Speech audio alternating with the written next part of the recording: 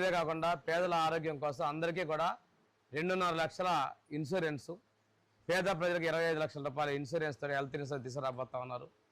దీంతో పాటుగా ప్రజలకి ఆరోగ్యం మొత్తం సంజీవని పథకం ద్వారా ప్రతి ఒక్కళ్ళ డేటా కూడా ఆరోగ్య సమ చేసి వారికి ఏమైనా ప్రాణ ప్రమాదం ఉన్నటువంటి వ్యాధులు వస్తున్నాయో ముందుగా అలర్ట్ చేసి ప్రాణాలను కాపాడేదానికి సంజీవని పథకాన్ని కూడా ముఖ్యమంత్రి గారు తీసుకొస్తా ఉన్నారు.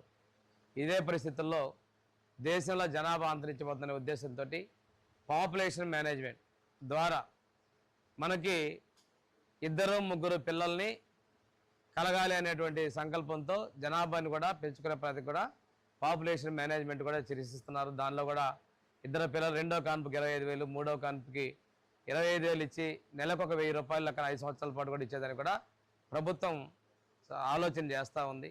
వీటన్నిటి ఉద్దేశం జనాభా పెరుగుదలతో పాటు ప్రజల ఆరోగ్యం, ఆనందం, సంతోషం కూడా కావాలి.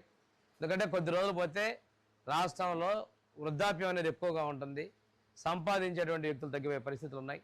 దీనికోసం పాపులేషన్ మేనేజ్మెంట్ కూడా ముఖ్యమంత్రి గారు స్వీకారం చుట్టారు.